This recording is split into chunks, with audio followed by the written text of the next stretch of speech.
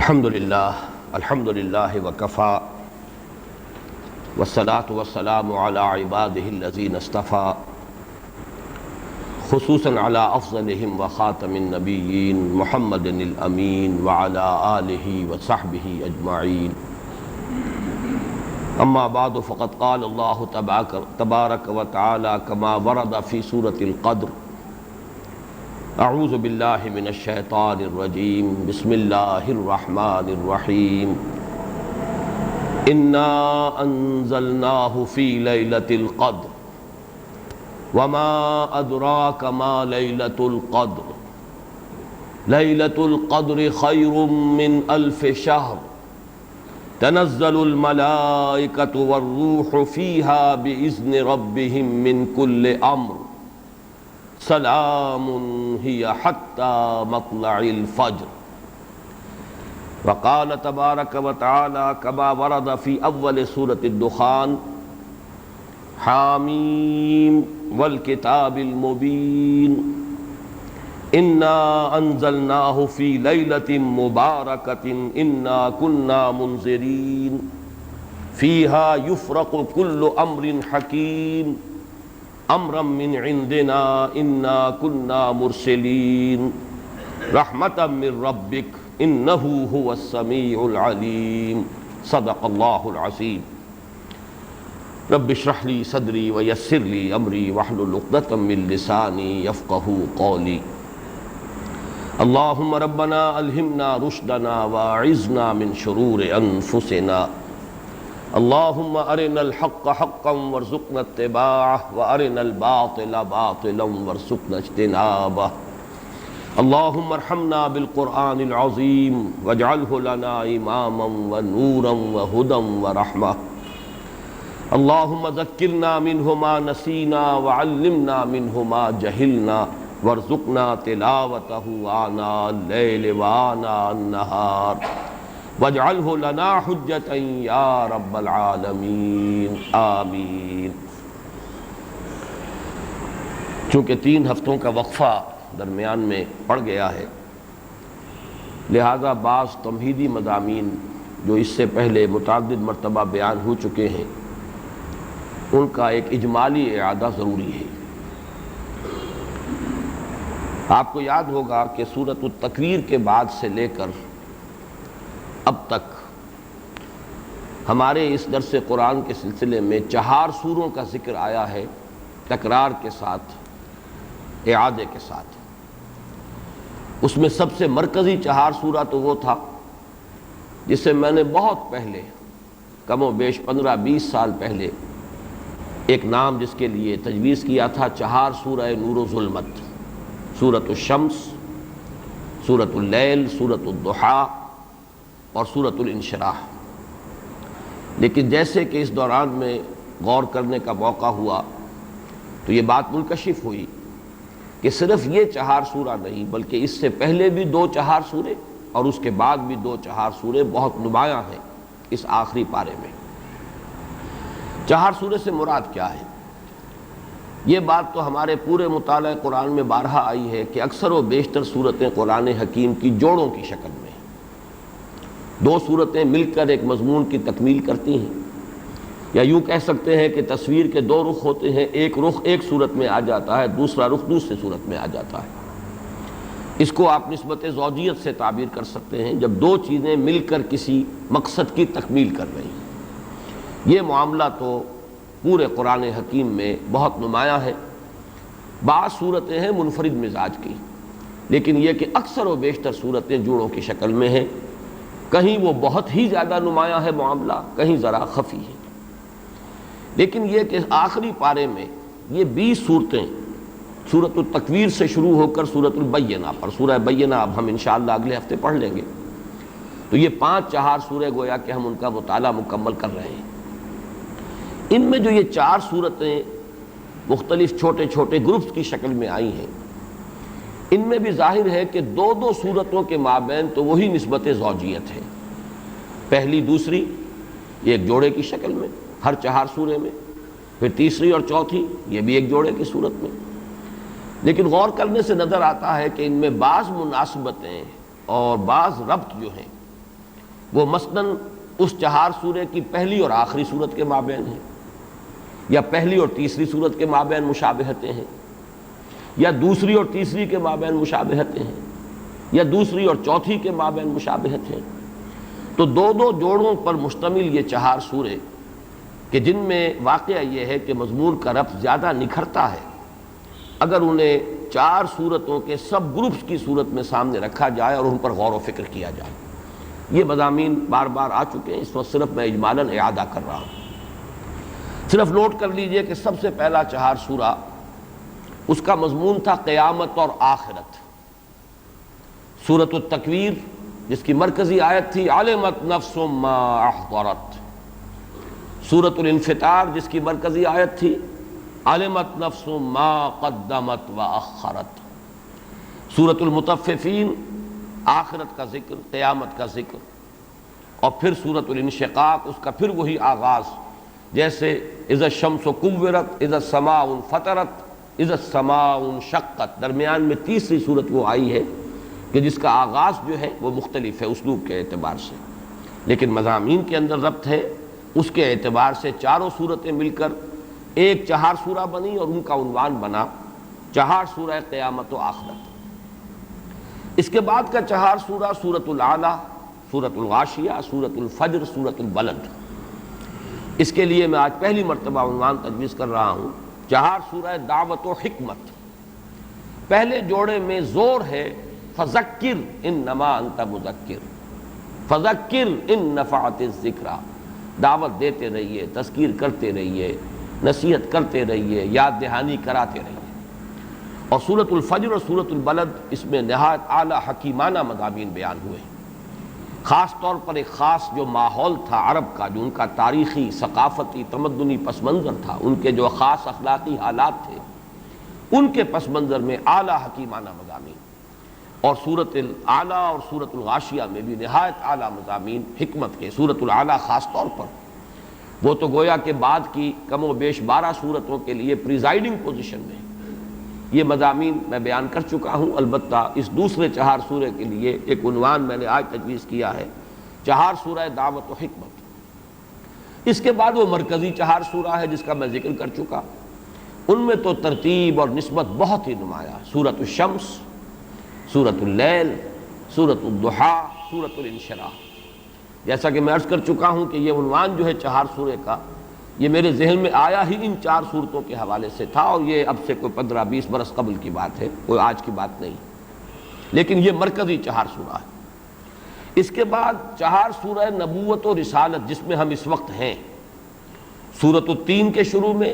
مقامات کے حوالے سے اولو العزم من الرسل کا ذکر، والتین والزیتون وطور سینین وہذا البلد الامین، ذکر ہو رہا حضرت نوح علیہ السلام کا، حضرت عیسیٰ علیہ السلام کا، حضرت موسیٰ علیہ السلام کا، اور حضرت محمد صلی اللہ علیہ وسلم کا، نبوت و رسالت کا یہ چہار سورہ۔ پھر سورہ علق آغاز ظہور نبوت ہے محمد رسول اللہ صلی اللہ علیہ وسلم کا، ابتدائی 5 آیات۔ پھر دوران فرائض رسالت جو کشاکش ہوئی ہے منکرین کے ساتھ، جو ایک تصادم ہوا ہے، اس کی ایک مثال سورہ علق میں ابو جہل کا جو طرز عمل تھا جو زیر بحث آیا۔ اس کے بعد یہ سورۃ القدر ہے، یہ ہے در حقیقت نزول قرآن کا جو وقت ہے جو معین کیا اللہ تعالیٰ نے، کب یہ قرآن اس کا آغاز ہوا نزول کا، یا پورا قرآن جو ہے لوح محفوظ سے سماع دنیا تک اتار دیا گیا۔ اور سورۃ البینہ کا مقصد، سورہ کا مرکزی مضمون کیا ہے کہ مقصد رسالت کیا ہے، اللہ نے رسول کیوں بھیجے؟ لم یکن الذین کفروا من اہل الکتاب والمشرکین منفکین حتی تأتیہم البینہ رسول من اللہ یتلو صحفا مطہرۃ فیہا کتب قیمہ۔ تو یہ چہار سورہ جو ہے اس کے لیے نبوت و رسالت کا عنوان نہایت موضوع ہے۔ اس کے بعد پھر جو 4 صورتیں آنے والی ہیں، پھر وہ چہار سورہ ہے انذار آخرت، سورۃ الزلزال، اذا زلزلت الارض زلزالها واخرجت الارض اثقالها وقال الانسان ما لها۔ اس کے بعد سورۃ العادیات، پھر سورۃ القارعہ، القارعہ ما القارعہ وما ادراک ما القارعہ۔ اس کے بعد سورۃ التکاثر، الہاکم التکاثر حتی زرتم المقابر کلا سوف تعلمون ثم کلا سوف تعلمون۔ یہ گویا کہ انذار آخرت پر 4 صورتیں مشتمل ہیں۔ تو ان 5 4 سوروں میں اول و آخر مضمون یکساں ہو گیا، وہ بھی آخرت سے متعلق سورۃ التکویر، سورۃ الانفطار، سورۃ الانشقاق اور سورۃ التطفیف، اور یہ بھی سورۃ الزلزال، پھر سورۃ العادیات، پھر سورۃ القارعہ، پھر سورۃ التکاثر۔ تو اول و آخر کا مضمون وہی ہے کہ جو اس تمام گروپ کا مرکزی عمود ہے، انذار آخرت۔ لیکن درمیان میں یہ 3 4 سورے جو آئے ہیں، ان میں حکیمانہ مضامین ہیں، نبوت و رسالت کے مقاصد کا تذکرہ ہے، پھر یہ کہ نور و ظلمت جو باطن میں بھی ہے اور خارج میں بھی ہے، اس کے حوالے سے نہایت معرفت اور حکمت کے موتی ہیں قیمتی کہ جو اس 4 سورے میں آئے ہیں۔ اب اس تمہید کے بعد صرف یہ نوٹ کر لیجئے کہ سورۃ القدر کا جوڑا جو ہے اصل میں وہ سورۃ البینہ ہے۔ ان میں کیا نسبت ہے؟ سورۃ القدر جو ہے وہ آغاز نزول قرآن کے ذکر پر مشتمل ہے، انا انزلناہ فی لیلۃ القدر، اور سورۃ البینہ مقصد نزول قرآن پر مشتمل ہے۔ کیوں نازل کیا گیا یہ قرآن؟ معاذ اللہ، میں صرف بات واضح کرنے کے لیے لفظ استعمال کر رہا ہوں، یہ اللہ کی کوئی ہابی نہیں ہے، کتابیں اتارنا یہ کوئی اللہ کا شغل نہیں، مشغلہ نہیں۔ کیوں اتارا؟ ایک مقصد ہے عظیم، تاکہ دودھ کا دودھ اور پانی کا پانی جدا ہو جائے، تاکہ منفک ہو جائیں جنہوں نے کفر کیا ہے، جن کے اندر کجی ہے، جن میں زیغ ہے، جن کے اندر خباثت ہے، وہ علیحدہ ہو جائیں، حتی یمیز الخبیث من الطیب، جن کی فطرت سلیم ہے، صالح ہے، وہ علیحدہ ہو جائیں۔ لم یکن الذین کفروا من اہل الکتاب والمشرکین حتی تأتیہم البینہ، یہ تمییز نہیں ہو سکتی تھی جب تک کہ بینہ نہ آ جاتی۔ اور بینہ کیا ہے؟ رسول من اللہ یتلو صحفا مطہرۃ فیہا کتب قیمہ، وہ جو نقشہ مولانا حالی نے کھینچا ہے کہ اتر کر ہرا سے سوئے قوم آیا اور ایک نسخہ کیمیا ساتھ لایا، یہ دونوں مل کر رسول اور کتاب دونوں مل کر بینہ بنتے ہیں۔ ایک بات ان دونوں کے مابین جو قدر مشترک کے طور پر ہے اسے نوٹ کر لیجئے کہ ان دونوں کے بارے میں اختلاف ہے کہ یہ مکی ہیں یا مدنی ہیں۔ اگرچہ سورۃ القدر کے بارے میں غالب رجحان جو ہے وہ یہ ہے کہ یہ مکی ہے، لیکن رائے موجود ہے کہ یہ مدنی ہے۔ سورۃ البینہ کے بارے میں غالب رجحان یہ ہے کہ یہ مدنی ہے، لیکن یہ رائے بھی موجود ہے کہ یہ مکی ہے، یہاں تک کہ ام المومنین حضرت عائشہ صدیقہ رضی اللہ تعالی عنہا کی رائے یہ آئی ہے کہ یہ بھی مکی صورت ہے، مدنی نہیں ہے، اگرچہ اس کا جو انداز ہے، اس میں جو الفاظ استعمال ہوئے ہیں، اس کا جو اسلوب ہے وہ یقیناً بہت مشابہ ہے مدنی صورتوں کے ساتھ۔ اہل کتاب کا ذکر خاص طور پر یہ جو ہے زیادہ جلی انداز میں جو آیا ہے وہ تو مدنی صورتوں میں آیا ہے، لیکن یہ کہ یہ رائے موجود ہے، اور سب سے بڑھ کر میرے نزدیک اہمیت کی حامل بات یہ ہے کہ ام المومنین حضرت عائشہ صدیقہ رضی اللہ تعالی عنہ کی رائے بھی یہ ہے۔ لیکن ان دونوں میں قدر مشترک کے طور پر صرف اس وقت میں ذکر کر رہا تھا کہ یہ بات بھی ہے کہ دونوں میں اختلاف ہے، دونوں کے بارے میں کہ آیا یہ مکی صورتیں ہیں دونوں یا مدنی صورتیں ہیں۔ میرے نزدیک جو چیز راجح ہے، کیونکہ یہ دونوں اقوال موجود ہیں سلف میں، تو اب ہمارے لیے صرف ترجیح کا مسئلہ ہے کہ ہم کس کو راجح سمجھتے ہیں، کس کو مرجوح سمجھتے ہیں۔ میرے نزدیک راجح یہی ہے کہ یہ دونوں صورتیں مکی ہیں، اور میں مولانا امین حسن اصلاحی صاحب کی اس بات سے متفق ہوں کہ قرآن حکیم میں جو یہ مکی اور مدنی صورتوں کا معاملہ آیا یہ 7 گروپوں کی شکل میں ہے۔ ہر گروپ میں آغاز میں 1 یا 1 سے زائد صورت مکی ہوگی، اختتام 1 یا 1 سے زائد مدنی پر ہوگا۔ پہلی صورت سورہ فاتحہ مکی اور 4 صورتیں نہایت طویل، بقرہ اور آل عمران اور نساء اور مائدہ، یہ مدنی۔ اس کے بعد 2 صورتیں مکی، 2 مدنی، انعام اعراف یہ مکی، انفال اور توبہ یہ مدنی۔ اس کے بعد 14 صورتیں سورہ یونس سے لے کر سورہ مومنون تک یہ مکی ہے، اور 1 صورت تنہا سورہ نور یہ مدنی ہے۔ پھر 8 صورتیں آتی ہیں کہ جو مکی ہیں، پھر 1 صورت آتی ہے اور وہ مدنی ہے، وہ سورہ احزاب ہے۔ اس طریقے سے مکی اور مدنی صورتوں کے 6 گروپ تو ہم پڑھ چکے ہیں، اس لیے کہ وہ تو سورہ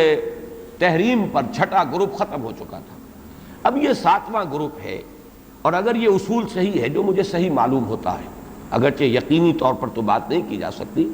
حتمی انداز میں نہیں کہا جا سکتا، لیکن میں اپنے اتفاق رائے کا اظہار کر رہا ہوں کہ مولانا امین حسن اصلاحی صاحب کی اس رائے سے مجھے اتفاق ہے کہ یہ 7واں گروپ بھی اسی طرح ہے کہ اس کی اکثر و بیشتر صورتیں مکی، آخر میں صرف مدنی آئیں گی، درمیان میں نہیں ہو سکتا معاملہ، ورنہ تو پھر یہ کہ گروپوں کی وہ ترتیب جو ہے وہ ڈسٹرب ہو جائے گی۔ پھر وہ 7 گروپ نہیں رہیں گے، 8 بن جائیں گے یا 9 بن جائیں گے، جو بھی شکل اس کی ہو۔ اس اعتبار سے، اور مجھے نہ صرف اس اصول کے اعتبار سے بلکہ ویسے بھی جو قرائن محسوس ہوتے ہیں وہ یہی ہیں کہ یہ صورتیں مکی ہیں۔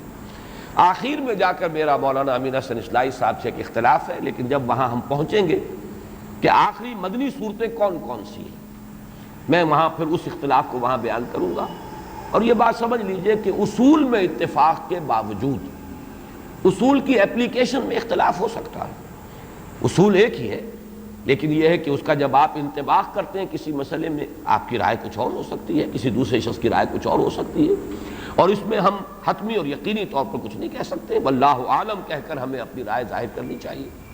تو جہاں تک بحیثیت مجموعی اصول کا تعلق ہے مکی مدنی صورتوں کے 7 گروپ، ان میں مجھے کامل اتفاق ہے مولانا اصلاحی صاحب کے ساتھ، لیکن آخری گروپ کی مدنیات کون سی ہیں اس میں مجھے ان سے اختلاف ہے۔ اس سے بھی زیادہ گہرا تعلق جوڑا تو ہے اس کا سورۃ القدر کا سورۃ البینہ، لیکن چونکہ 4 سورہ کے ضمن میں عرض کر چکا ہوں کہ صرف جوڑوں کی نسبت نہیں ہوتی، بلکہ بعض جگہوں پر آپ دیکھیں گے کہ اس 4 سورے کی سورہ نمبر 2 اور سورہ نمبر 3 میں زیادہ گہری مناسبت ہے۔ وہ میں بیان کر چکا ہوں سورۃ العلق کے درس کے ضمن میں۔ 5 آیات ابتدائی سورہ علق کی، اقرا بسم ربک الذی خلق خلق الانسان من علق اقرا وربک الاکرم الذی علم بالقلم علم الانسان ما لم یعلم، اور 5 ہی سورت آیات ہیں اس سورہ مبارکہ کی سورۃ القدر کی، اور ان میں جو گہرا ربط ہے وہ اظہر من الشمس ہے۔ وہ پہلی وحی ہے اور اس میں پہلی وحی کے نزول کا ذکر ہے، اس کا وقت معین کیا گیا ہے، ہم نے یہ لیلہ مبارکہ میں اس کو نازل فرمایا۔ انا انزلناہ فی لیلۃ القدر وما ادراک ما لیلۃ القدر لیلۃ القدر خیر من الف شہر تنزل الملائکۃ والروح فیہا باذن ربہم من کل امر سلام ہی حتی مطلع الفجر۔ تو کس قدر خوبصورت ربط ہے سورہ علق کی 5 آیات ابتدائی، اور یہ سورہ مبارکہ کل 5 آیات پر مشتمل، وہ پہلی وحی ہے جو نازل ہوئی، اور یہ پہلی وحی کے نزول کا وقت ہے جس کا تعین ہو رہا ہے سورۃ القدر میں۔ ایک میں اس سے پہلے بھی عرض کر چکا ہوں، جیسے سورۃ التین اور سورہ بلد کے درمیان، حالانکہ سورہ بلد جو ہے وہ تو 4 سورہ دعوت و حکمت سے متعلق ہے، اس کی آخری صورت ہے 4تھی صورت، اور سورۃ التین جو ہے وہ 4 سورہ نبوت و رسالت کی پہلی صورت ہے، لیکن ان کے مابین بڑا گہرا ربط ہے۔ جو قسمیں ہیں، لا اقسم بہذا البلد وانت حل بہذا البلد ووالد وما ولد لقد خلقنا الانسان فی کبد والتین والزیتون وطور سینین وہذا البلد الامین لقد خلقنا الانسان فی احسن تقویم۔ تو معنوی اعتبار سے بہت مشابہت اور مناسبت اور بہت گہرا ربط جو ہے سورہ بلد اور سورۃ التین کے مابین بھی ہے۔ بالکل اسی طرح یہاں نوٹ کر لیجئے کہ ایک ربط ثالث جو ہے اس سورۃ القدر کا، ایک ربط تو ہے جوڑے ہونے کی نسبت سے سورہ بینہ کے ساتھ، ایک ربط ہے 4 سورہ کے اعتبار سے سورۃ العلق کی ابتدائی 5 آیات کے ساتھ۔ یہ ربط ثالث ہے، یہ 3rd ڈائمنشن ہے اس کے مضامین کے ربط کا، اور وہ آپ نے نوٹ کر لیا ہوگا، میں نے ابتدا میں تلاوت جو کی ہے سورۃ القدر کی، اس کے ساتھ ہی متصلاً تلاوت کی ہے سورہ دخان کی ابتدائی 6 آیات کی۔ مضامین کے اعتبار سے ان میں جس قدر مشابہت ہے، یہاں لیلۃ القدر کا لفظ آیا، وہاں لیلہ مبارکہ کا لفظ آیا، انا انزلناہ فی لیلۃ مبارکہ، یہاں انا انزلناہ فی لیلۃ القدر۔ یہاں یہ فرمایا گیا من کل امر تنزل الملائکۃ والروح فیہا باذن ربہم من کل امر، وہاں فرمایا فیہا یفرق کل امر حکیم امرا من عندنا انا کنا مرسلین۔ تو مضامین کے اعتبار سے، اور وہ جو اصول میں نے بارہا بیان کیا ہے کہ اہم مضامین قرآن حکیم میں کم سے کم 2 جگہ ضرور آئیں گے بڑی گہری مشابہت کے ساتھ، تو یہ مضمون جو ہے وہ لیلہ مبارکہ، وہ لیلۃ القدر جو ہے، اس کا ذکر، اس کی عظمت کا بیان، یہ قرآن مجید میں ان 2 مقامات پر آ رہا ہے۔ مصحف میں تو بہت فصل ہے، کہاں سورہ دخان 25ویں پارے میں، کہاں یہ آخری پارے میں سورۃ القدر، گویا کہ کافی بعد ہے مصحف کے اعتبار سے، لیکن مضامین کے اعتبار سے نہایت قریبی ربط ہے، بہت گہری مشابہت ہے۔ اب آئیے ان تمہیدی مضامین کے بعد ہم اس سورہ مبارکہ کا لفظ بلفظ مطالعہ شروع کریں۔ انا انزلناہ فی لیلۃ القدر، یہاں نوٹ کیجئے قرآن حکیم میں اللہ تعالیٰ نے اپنی ذات کے لیے کہیں تو واحد کا صیغہ استعمال کیا، اننی انا اللہ لا الہ الا انا فاعبدنی واقم الصلاۃ لذکری، یہ سب واحد کی صیغہ۔ کہیں جمع کا صیغہ آتا ہے، انا انزلناہ فی لیلۃ القدر، انا فتحنا لک فتحا مبینا، انا نحن نزلنا الذکر وانا لہ لحافظون، انا اعطیناک الکوثر۔ تو اس میں ظاہر بات ہے کہ اگرچہ یہ مفرد ہے انی، اور یہ انا جو ہے جمع کا صیغہ ہے، لیکن یہ اظہر من الشمس ہے کہ اس میں اللہ تعالیٰ کی ذات میں کوئی تعدد یا تکسر کا کوئی سوال نہیں، معاذ اللہ ثم معاذ اللہ، کوئی کثرت نہیں ہے، وہ تو وحدت مطلقہ ہے۔ ذات باری تعالیٰ وحدت مطلقہ ہے، جس سے بڑی وحدت اور جس سے گہری وحدت کا ہم تصور بھی نہیں کر سکتے۔ لہذا یہاں پر جمع کا صیغہ کس لیے آیا؟ یہ عربی زبان کا اسلوب ہے کہ جیسے شاہانہ انداز کا کلام ہوتا ہے ہم، یہ ہم جو ہے در حقیقت اپنی عظمت، اپنی تفخیم، اپنی جلالت شان، اپنی علو مرتبت، اس کے اظہار کے لیے انا انزلناہ فی لیلۃ القدر۔ انزلناہ، یہ جو ضمیر مفعولی ہے، ہم نے نازل کیا اس کو لیلۃ القدر میں۔ اب یہ عام طور پر تو اسلوب یہ ہے کہ ضمیر کا استعمال وہاں آنا چاہیے جہاں جس شے کے لیے ضمیر آ رہی ہے اس کا ذکر صراحت کے ساتھ پہلے ہو چکا ہو، عام اسلوب یہی ہے۔ لیکن قرآن حکیم کے اپنے اسالیب ہیں، خاص مخصوص اسالیب ہیں۔ قرآن مجید جیسے ہم کہا کرتے ہیں کہ فلاں ادیب جو ہے وہ خود صاحب طرز ادیب ہے، اس نے اپنی طرز خود ایجاد کی ہے، یہ طرز خاص ہے ایجاد میری۔ صاحب طرز ادیب جیسے ہوتے ہیں ہمارے ہاں، جن کو ہم کہتے ہیں، قرار دیتے ہیں، قرآن مجید کے اپنے اسالیب ہیں، اپنا طرز بیان ہے، اور اس میں یہ ہے کہ جو شے بالکل اظہر من الشمس ہو اس کے لیے پہلے سے تذکرہ ہونا ضروری نہیں ہے، اس کے لیے ضمیر لے آئیں گے بغیر اس کے کہ پہلے سے صراحت کے ساتھ اس کے لیے کوئی ذکر موجود ہو۔ اس میں در حقیقت اشارہ یہ ہوتا ہے یہ بالکل سامنے کی بات ہے، اس کے ذکر کی ضرورت ہی نہیں، یہ تو جانی پہچانی بات ہے، یہ تو بالکل مشہور اور معروف حقیقت ہے۔ اسی کی دو مثالیں ہیں، مثلا یہ کہ سابقہ سورت جو ہے سورۃ العلق، اس میں کہیں ابو جہل کا نام نہیں آیا، لیکن ظاہر بات ہے کہ جب وہ آیات نازل ہوئی ہیں اور جب محمد الرسول اللہ صلی اللہ علیہ وسلم نے ان کو پڑھ کر سنایا ہوگا تو شاید ہی کوئی شخص و مکے والا کہ جو نہ پہچان سکا ہو کہ یہ کس کا ذکر ہے۔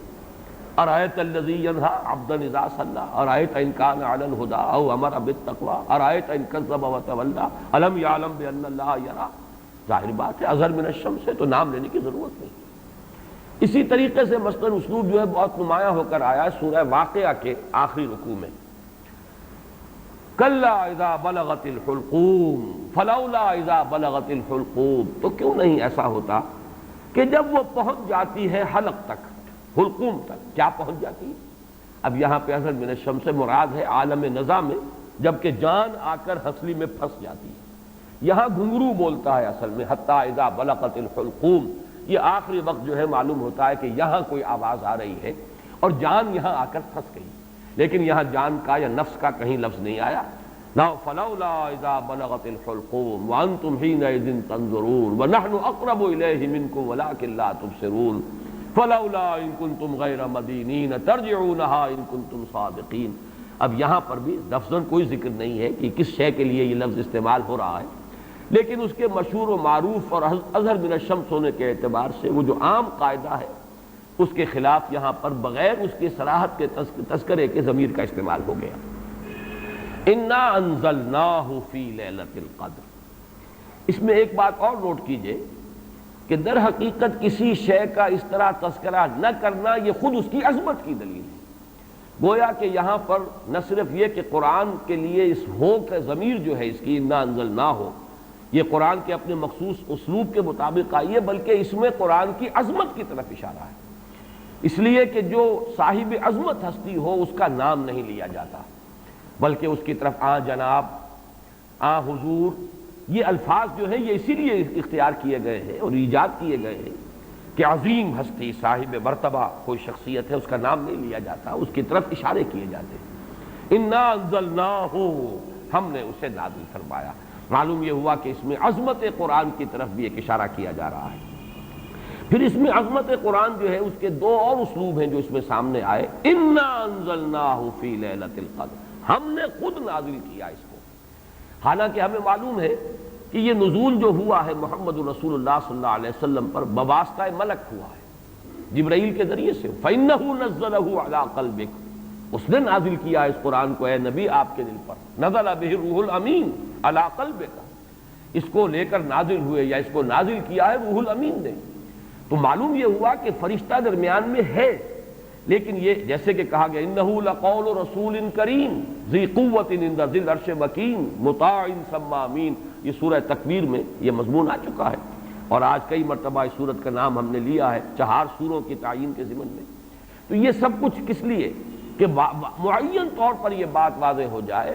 کہ قرآن مجید کی تنزیل محمد الرسول اللہ صلی اللہ علیہ وسلم پر بواسطہ ملک ہوئی ہے،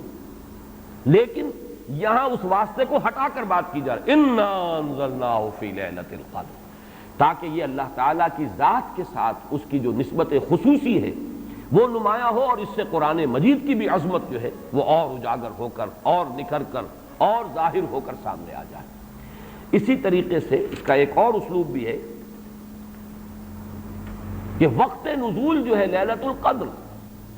جبکہ ہم نے اسے نازل کیا ہے لیلۃ القدر میں، اور پوری سورت جو ہے اب اس لیلۃ القدر کی عظمت پر جو ہے گفتگو کر رہی ہے۔ اس میں بھی گویا کہ نزول قرآن جو ہے اس کے لیے لیلۃ القدر کا انتخاب، یہ بھی عظمت قرآن کے بیان و اظہار کا ایک اسلوب ہے۔ انا انزلناہ فی لیلۃ القدر، اس میں اب تیسری بحث جو ہماری ہے وہ یہ ہے کہ انزال اور تنزیل کا فرق۔ یہ بارہ میں عرض کر چکا ہوں کہ باب افعال سے مصدر آئے اور پھر باب تنزیل سے اسی مادے سے اگر مصدر آئے تو ان میں فرق کیا ہوتا ہے۔ باب افعال میں کسی کام کا دفعتاً کر دینا، ایک ہی مرتبہ یک بارگی جسے ہم کہتے ہیں کام کو مکمل کر دینا۔ باب تفعیل میں تدریجاً، یہ تدریج خود جو ہے تفعیل کے وزن پر ہے، تدریجاً تھوڑا تھوڑا کر کے کسی کام کو بڑے اہتمام کے ساتھ، اس لیے کہ جب اہتمام ہوتا ہے اور جب اس کی خاص توجہ ہوتی ہے تو رفتار کم ہو جائے گی، اور جب کہیں کسی کام کو بس تیزی سے کر دیا جائے تو پھر اتنی توجہ کی ضرورت نہیں ہوتی۔ اس میں مثال جو ہے بہت نمایاں اعلام اور تعلیم۔ اعلام کے معنی خبردار کر دینا، بتا دینا، بس بتا دیا، اب تمہاری سمجھ میں آیا ہے تو آیا ہے، نہیں آیا تو نہیں آیا، اگر آیا ہے تو ٹھیک ہے، نہیں آیا تو دفع ہو جاؤ۔ ہمارا کام تھا بتا دینا، ہم نے بتا دیا، یہ اعلام ہے، بتا دیا اعلام۔ تعلیم، تعلیم ہے ذہن نشین کرنا، اتارنا، بٹھانا، سمجھانا، تھوڑا تھوڑا کر کے بٹ بائی بٹ، پھر یہ دیکھنا کہ یہ بات سمجھ میں آ گئی تو اگلا قدم، یہ بھی اگر سمجھ میں آ گئی تو اگلی بات، یہ تعلیم ہے۔ تو اسی طریقے سے جو اعلام اور تعلیم کا فرق ہے وہی فرق ہے انزال اور تنزیل کا۔ اور یہ الفاظ دو قرآن مجید میں اگرچہ کہیں کہیں استثناءات ہیں، لیکن آپ کو معلوم ہے کہ یہ تو اصول ہے دنیا میں ہر جگہ پر، ایکسیپشنز پروو دی رول، اگر کہیں استثناءات آ جائیں تو اس سے قانون جو ہے اور کلیات ٹوٹتے نہیں ہیں بلکہ اور مؤکد ہو جاتے ہیں۔ تو یہ بات نوٹ کر لیجئے کہ استثناءات تو اگرچہ ہیں انزال اور تنزیل کے استعمال میں، لیکن یہ کہ بالعموم یا یوں کہیے کہ قانون کے طور پر، ایک کلیے کے طور پر انزال کا لفظ آتا ہے قرآن مجید کا نزول، یا تو آغاز نزول جو ہوا محمد الرسول اللہ صلی اللہ علیہ وسلم پر، یا پورے قرآن کا نازل کیا جانا لوح محفوظ سے سمائے دنیا تک، کیونکہ یہ دفعتاً ہوا ہے، پورا قرآن ہے کہ جو نازل کر دیا گیا۔ یہ دونوں آراء جو ہیں ہمارے ہاں مفسرین کے ہاں موجود ہیں۔ امام شعبی کی رائے یہ ہے کہ انا انزلناہ فی لیلۃ القدر سے مراد یہ ہے کہ اس کا آغاز نزول ہوا ہے لیلۃ القدر میں۔ حضرت عبداللہ ابن عباس رضی اللہ تعالی عنہما، اور ظاہر بات ہے کہ ان کی رائے بہت زیادہ اہمیت کی حامل ہے، وہ حبر الامہ ہے، ان کے بارے میں حضور کی خصوصی دعا ہے اللہم فقہہ فی الدین وعلمہ التاویل، اے اللہ اس نوجوان کو دین کا فہم اور تفقہ عطا فرما اور اسے تعویل اور تفسیر کا علم جو ہے بالخصوص وہ عطا فرما۔ تو حضرت عبداللہ ابن عباس اسی وجہ سے رضی اللہ تعالی عنہما حبر الامہ، حبر کہتے ہیں بہت بڑے عالم کو، حالانکہ وہ نوجوان تھے، لیکن یہ کہ ان کی رائے یہ ہے کہ اس سے مراد یہ ہے کہ پورا قرآن حکیم لوح محفوظ سے سمائے دنیا تک لیلۃ القدر میں نازل کر دیا گیا۔ یہ کام دفعتاً ہوا، اسی لیے لفظ انزال آیا ہے۔ وہ لیلۃ القدر کا تذکرہ ہو رہا ہے تو انا انزلناہ فی لیلۃ القدر. پھر یہ کہ رمضان مبارک میں وہ لیلۃ القدر ہے تو شہر رمضان الذی انزل فیہ القرآن. یہاں پر جو مجہول کا صیغہ آیا وہی باب افعال سے آیا ہے. لیکن حضور پر جو قرآن کا نزول ہوا ہے وہ سب کو معلوم ہے کہ 22 برس میں اس کی تکمیل ہوئی ہے، تھوڑا تھوڑا کر کے نازل ہوا ہے. پہلی آیتیں 5 نازل ہوئی جو ہم پڑھ چکے ہیں پچھلے درس میں. اس کے بعد 7 آیتیں نازل ہوئی سورہ نون کی. اس کے بعد 7 آیتیں نازل ہوئی سورہ مزمل کی. اس کے بعد 7 آیتیں نازل ہوئی سورہ مدثر کی. اس کے بعد 7 آیتوں پر مشتمل نازل ہوئی سورہ فاتحہ. اس کے بعد 5 آیتیں پر مشتمل سورت نازل ہوئی سورۃ اللہب. تو یہ نجمن یہ تقریباً 22 برس میں جا کر اس کی تکمیل ہوئی ہے تنزیل کی. اب یہاں لفظ تنزیل ہوتا ہے فَإِنَّهُ نَزَّلَهُ عَلَىٰ قَلْبِكَ. اے محمد آپ کے قلب پر جو ہے یہ تنزیل کے طور پر آیا ہے، نجمن آیا ہے، تھوڑا تھوڑا کر کے آیا ہے، رفتہ رفتہ آیا ہے، تدریجاً آیا ہے. بلکہ یہ بحث تو کئی بار آ چکی ہے کہ حضور کو تو اشتیاق رہتا تھا، آپ چاہتے تھے کہ جلدی جلدی قرآن نازل ہو، اور آپ جو ہے شکوہ بھی کرتے تھے حضرت جبرائیل سے کہ آپ دیر دیر سے اور وقفہ ڈال کر آتے ہیں، جس کی کہ پھر قرآن مجید میں ہی مذکور ہے سورہ مریم میں جو ان کی طرف سے ایک وضاحت آئی ہے وَمَا نَتَنَزَّلُ إِلَّا بِأَمْرِ رَبِّكَ. اور پھر اس کے علاوہ دوسرے مقام پر وَلَا تَعْجَلْ بِالْقُرْآنِ مِنْ قَبْلِ أَنْ يُقْضَىٰ إِلَيْكَ وَحْيُهُ. اے نبی جلدی نہ کیجئے، قرآن مجید کی آپ پر تنزیل جو ہے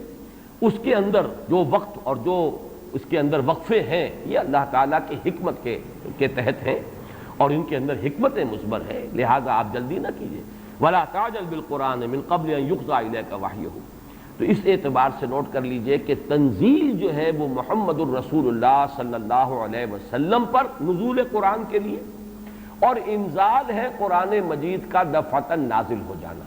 اور اس میں یہ سمجھتا ہوں کہ زیادہ جو قوی رائے ہے وہ حضرت عبداللہ ابن عباس رضی اللہ تعالیٰ عنہما کی ہے کہ یہاں جس انزال کا ذکر کیا جا رہا ہے وہ لوح محفوظ. اور یہاں ذرا گن لیجئے قرآن مجید میں لوح محفوظ کے لیے 2 الفاظ اور بھی آئے ہیں. انہو فی ام الکتاب لدینا لعلی حکیم. یہ ام الکتاب میں ہے، وہ ہے اصل جڑ، وہ ہے اصل کتاب. یہ تو نقول ہے، جیسے کہ میں نے بارہا کہا ہے کہ فیصلہ جو ہے جج کے ہاتھ کا لکھا ہوا محفوظ ہے، آپ نقل حاصل کر سکتے ہو، وہ نقل مطابق اصل جو ہے وہ آپ کو مل جائے گی، لیکن یہ کہ اصل فیصلہ تو وہ ہے جو جج نے اپنے ہاتھ سے لکھا ہے اور وہ محفوظ ہے. اسی طریقے سے اصل قرآن تو جس کو کہا گیا فی کتاب مکنون لا یمسہ الا المطہرون، تو کتاب مکنون، لوح محفوظ، ام الکتاب، یہ 3 جو ہے مختلف اسلوب ہیں اس حقیقت کو بیان کرنے کے لیے کہ وہ اس عالم امر میں، وہ 7ویں آسمان سے بھی اوپر کہیں کوئی ہے جس کی حقیقت کو اس وقت ہم نہیں سمجھ سکتے. وہ لوح محفوظ ہے، وہ ام الکتاب ہے، وہ کتاب مکنون ہے. وہاں سے یہ پورا قرآن نازل کر دیا گیا دفعتاً واحدہ، جملتاً واحدہ، لیلۃ القدر میں، کہ جو کہ رمضان مبارک کی ایک شب تھی سمائے دنیا تک. وہاں سے پھر فرشتے نے اس کو تدریجاً جو بھی اس کے نزول کے لیے حکمت معین تھی اللہ تعالیٰ کے علم میں اس کے مطابق اس کو نازل کیا محمد الرسول اللہ صلی اللہ علیہ وسلم پر. البتہ یہ رائے کہ اس سے مراد آغاز نزول ہے، یہ بھی لفظی اعتبار سے اس کے اندر کوئی تضاد نہیں ہوگا، اس لیے کہ آغاز نزول میں جو آیات نازل ہوئی ہیں وہ تو دفعتاً واحدہ ہی نازل ہوئی ہیں.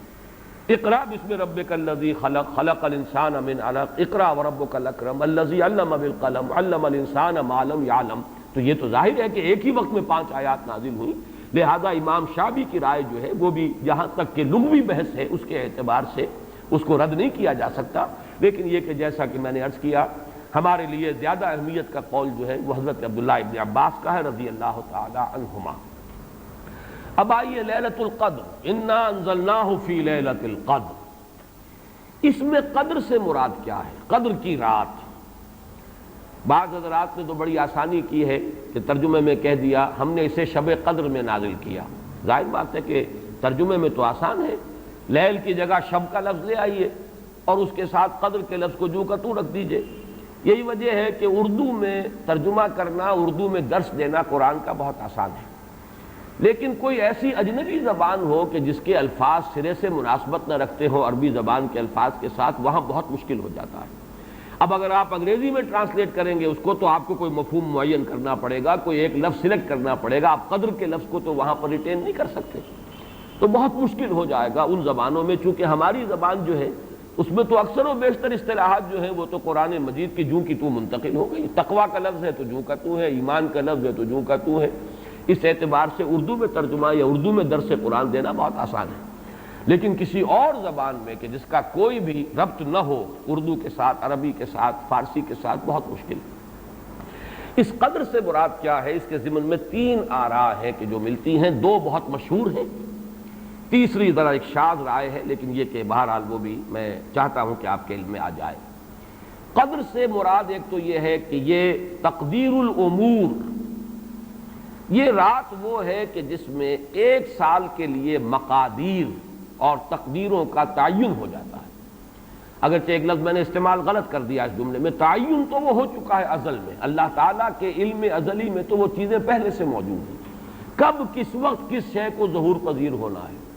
کب کس وقت کس جگہ کون سا واقعہ ظاہر ہوگا، لیکن یہ ہے کہ وہ تو اللہ کا علم قدیم ہے، علم کی حد تک وہ علم قدیم ہے، وہ تو ہمیشہ سے شے جو ہے موجود ہے اللہ کے علم قدیم میں، لیکن یہ کہ ہر سال کا معلوم ہوتا ہے کہ جیسے ہمارے ہاں ایک مفہوم ہے بجٹ سیشن ہے، سال بسال کچھ چیزیں معین کی جاتی ہیں،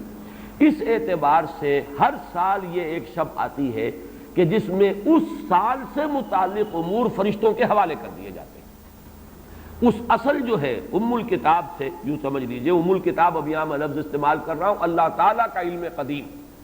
اللہ تعالیٰ کے علم قدیم میں جو چیزیں معین ہیں، جو آنے والے سال کے لیے جو حالات، حوادث، واقعات جو بھی ظہور پذیر ہونے ہیں، ان کے بارے میں اللہ کے جن فیصلوں کی تنفیذ ہونی ہے وہ حوالے کر دی جاتی ہیں فرشتوں کے کہ وہ ان کو تنفیذ کریں۔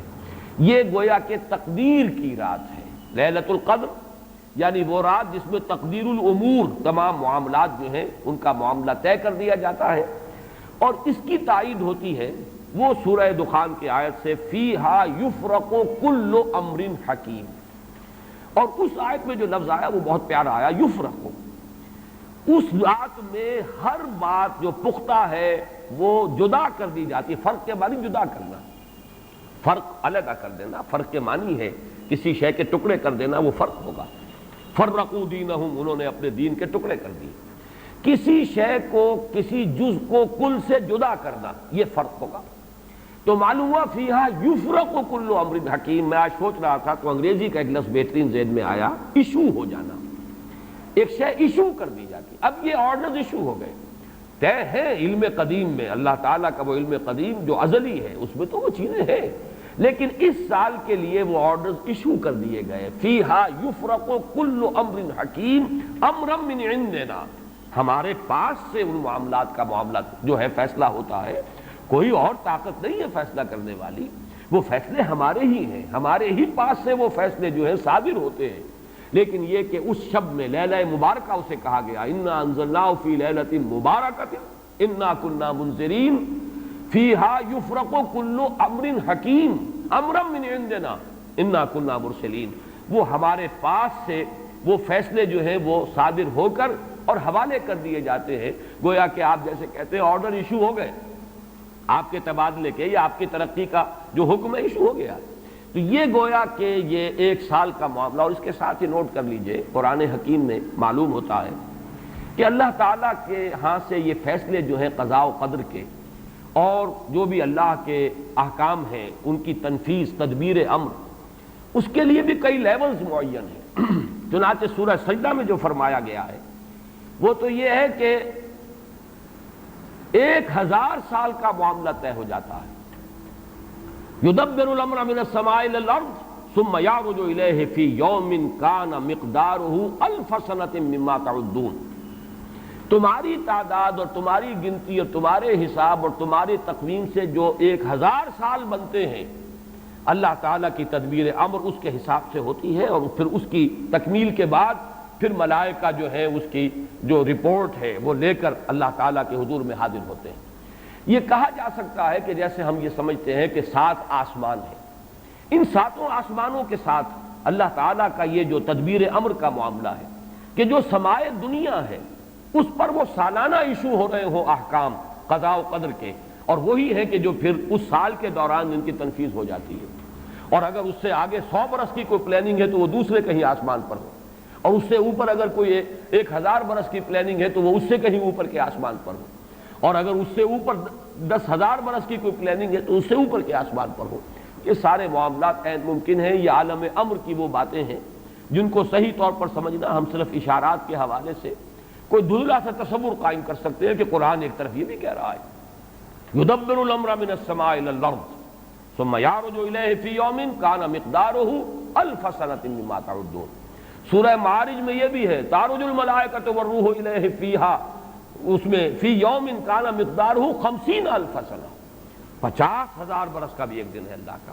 تو ہو سکتا ہے کہ ان تمام مختلف درجہ بدرجہ جو تدبیر امر کے فیصلے اللہ کی طرف سے حکمت الہی اور علم الہی سے جن چیزوں کا کہ ایشو ہو رہا ہو، جس کے کہ احکام صادر ہو رہے ہوں، وہ بھی درجہ بدرجہ ہو، اور یہ جو ہے سمائے دنیا پر یہ ایک سالانہ جو ہے نظم اس کا قائم ہو، اور اس کے حوالے سے فرشتوں کو جو اس دنیا کے فرشتے ہیں جو یہاں پر تنفیذ امر کی جو خدمت ہے اس پر مامور ہیں، ان کے حوالے کر دیے جاتے ہیں۔ تو ایک رائے تو میں نے عرض کی کہ قدر سے مراد تقدیر، کہ یہ رات جو ہے تقدیر الامور کی رات ہے، تمام جو امور ہیں ان کے مقادیر، ان کی تعیین، ان کے بارے میں اللہ تعالیٰ کے احکام جو ہے ان کا ایشو ہو جانا۔ ایک رائے یہ ہے کہ یہ قدر سے مراد ہے قدر و منزلت، اونچا رتبہ، علو شان، منزلہ اور شرف۔ اب اس کی تائید ہوتی ہے، معلوم ایسا ہوتا ہے کہ یہ دونوں باتیں تو بیک وقت جو ہے مراد ہیں، اسی لیے میں نے کہا یہ دونوں اقوال بہت مشہور بھی ہیں، اور میرے نزدیک یہ دونوں ہی اس میں یہ ذو معنیین لفظ کے طور پر یہاں استعمال ہوا، یہ دونوں ہی مراد ہیں۔ یہ رات خود اپنی جگہ پر بھی بجائے خود، جسے ہم کہتے ہیں بجائے خود بھی بہت قدر و منزلت کی رات ہے، اور اس شب میں 1 سال کے معاملات جو ہیں وہ فرشتوں کے حوالے کر دیے جاتے ہیں۔ اس اعتبار سے اس کو کہا گیا لیلہ مبارکہ، انا انزلناہ فی لیلۃ مبارکہ، یہ خود مبارک ہے، اس کے اندر برکتیں ہیں، اس کے اندر عظمت ہے، اس کی اپنی شان بلند ہے، علو مرتبت کی حامل ہے یہ رات۔ یہ دو مفہوم جو ہیں جب تو میں نے جیسا کہ عرض کیا یہ تو بہت کثرت کے ساتھ ہیں اور یہی زیادہ مشہور بھی ہیں، بلکہ ان کے ضمن میں دوسری بات کے ضمن میں ایک نقطہ ترازی کے درجے کی بات ہے، لیکن بات چونکہ حسین ہے وہ میں آپ کو سنا رہا ہوں۔ ابو بکر وراق ہیں جنہوں نے اس میں نقطہ پیدا کیا ہے کہ یہ لیلہ قدر اس لیے ہے لأنہ نزل فیہا کتاب ذو قدر علی لسان ملک ذی قدر علی امت لہا قدر۔ یہ 3 انہوں نے قدر جمع کیے ہیں کہ یہ اس لیے اس کو لیلۃ القدر کہا گیا کہ ایک طرف تو یہ کہ اس میں وہ کتاب نازل ہوئی جو بڑی قدر و منزلت والی کتاب ہے، ثانیاً وہ اس فرشتے کی زبانی نازل ہوئی کہ جو بہت قدر و منزلت کا ذی قوت عند ذی العرش مکین مطاع ثم امین، پھر اس امت کے لیے اس کی تنزیل ہو رہی ہے جس کی بڑی قدر و منزلت ہے اللہ کے ہاں۔ اور شاید اسی وجہ سے وہ کہتے ہیں جناب وراق کہ شاید اسی وجہ سے لفظ قدر جو ہے اس سورہ مبارکہ میں 3 مرتبہ آیا ہے۔ انا انزلناہ فی لیلۃ القدر وما ادراک ما لیلۃ القدر لیلۃ القدر خیر من الف شہر۔ لیکن جیسا کہ میں نے عرض کیا ہے یہ بس ایک نقطے کے حد تک ہے، ایک دلچسپ نقطہ ہے، میں نے اس کا تذکرہ کر دیا ہے۔ ایک تیسرا مفہوم جو شاذ ہے جو لیا گیا قدر سے، کہ قدر کا ایک مفہوم ہے تنگی کا بھی، جیسے کہ سورۃ الفجر میں ہم پڑھ چکے ہیں فَأَمَّا الْإِنسَانُ إِذَا مَا ابْتَلَاهُ رَبُّهُ فَأَكْرَمَهُ وَنَعَّمَهُ فَيَقُولُ رَبِّي أَكْرَمَنِ وَأَمَّا إِذَا مَا ابْتَلَاهُ فَقَدَرَ عَلَيْهِ رِزْقَهُ فَيَقُولُ رَبِّي أَهَانَنِ۔ انسان کا معاملہ عجیب ہے کہ جب اس کا رب اس کا امتحان لیتا ہے، اسے آزماتا ہے نعمتیں دے کر، عزت دے کر، تو کہتا میرے رب نے مجھے عزت دے دی، اور جب اس کا رب اس کو آزماتا ہے اس پر رزق کو تنگ کر کے، تو وہ کہتا میرے رب نے مجھے ذلیل کر دیا۔ تو یہاں پر جو تنگی کا مفہوم ہے قدر میں، تو ایک مفہوم یہ لیا گیا ہے کہ یہ لیلۃ القدر لیلۃ الضیق ہے، اور یہ اس لیے کہ اس زمین پر اتنی کثرت سے، اتنی کثیر تعداد میں فرشتے نازل ہوتے ہیں کہ تنگی پیدا ہو جاتی ہے۔ اب ظاہر بات ہے کہ یہ اس عالم ارواح کے ساتھ مناسبت رکھنے والے لوگ جن کی اپنی روحیں جو ہیں وہ اس درجے لطیف ہوں کہ کچھ مناسبت ان کو پیدا ہو گئی ہو، صرف ان کا ایک ادراک ہو سکتا ہے، باقی یہ کہ جہاں تک لفظ کا تعلق ہے اس میں اس کی گنجائش موجود ہے۔ تو لیلۃ القدر کے 3 مفہوم ہوئے، جن میں سے 2 جو ہے پہلے وہ تو باہم جمع بھی ہو سکتے ہیں، ذو معنیین لفظ کی حیثیت سے اس کا استعمال ہو سکتا ہے۔ اس میں تمام مقادیر اور تمام تقدیروں کا گویا کہ اللہ تعالیٰ کی طرف سے صدور ہو جاتا ہے، ایشو ہو جاتے ہیں تمام احکام آئندہ سال کے لیے۔ دوسرے یہ کہ یہ خود اپنی جگہ پر بڑی مبارک اور بڑی قدر و منزلت والی رات ہے۔ تیسری بات وہ ہے جو میں نے عرض کیا، ایک شاذ سی رائے ہے کہ اس میں فرشتوں کا نزول اس کثرت سے ہوتا ہے کہ زمین کے اندر اس کی وجہ سے جگہ کی تنگی ہو جاتی ہے، واللہ اعلم۔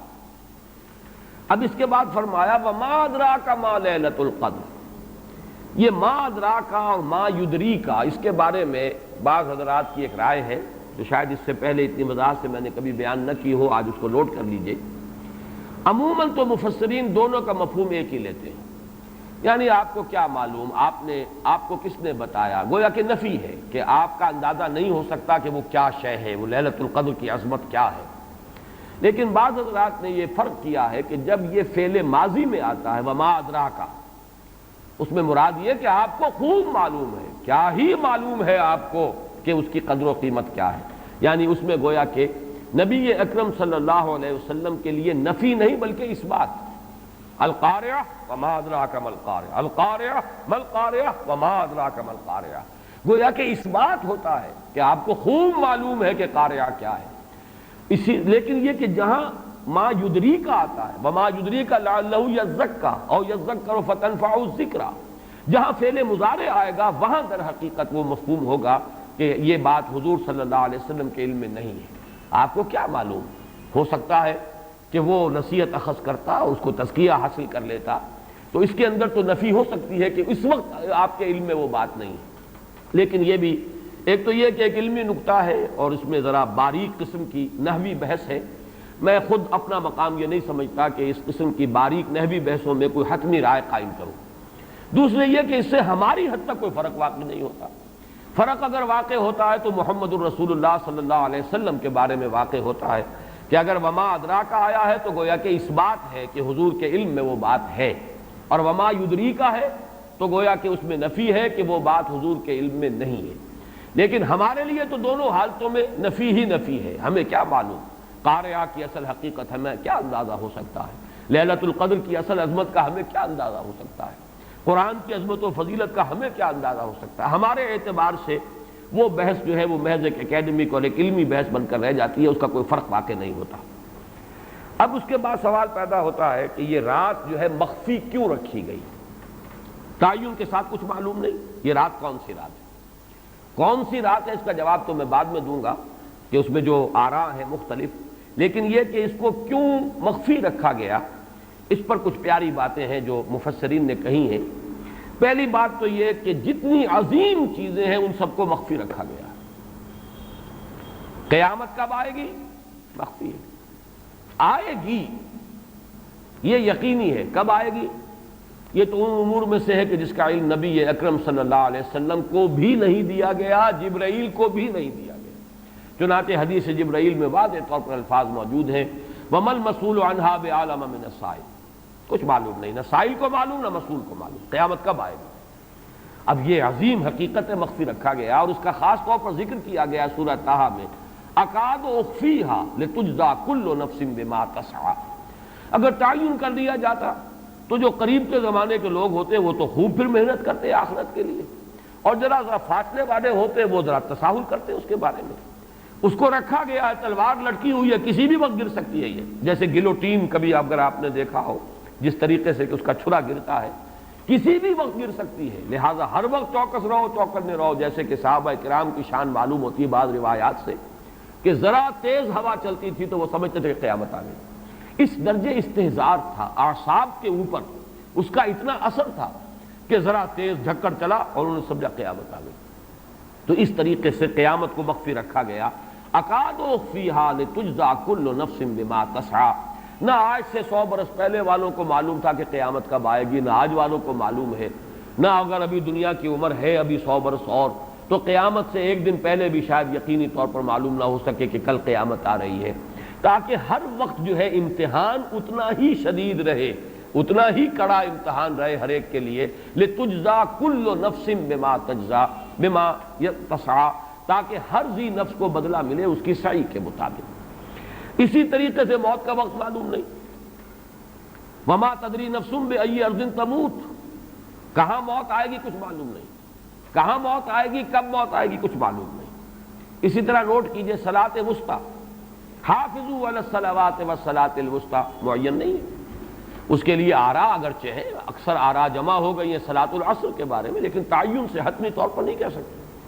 یہ رائے بھی ہے کہ کوئی بھی معین نہیں، تمام نمازیں جو ہیں وہ صلاۃ وسطیٰ کے حکم میں ہیں۔ بہترین نماز، کوشش کرو کہ پوری محافظت کرو، صرف نماز کی نہیں، بہترین نماز کی۔ ہر نماز تمہاری بہترین نماز ہونی چاہیے،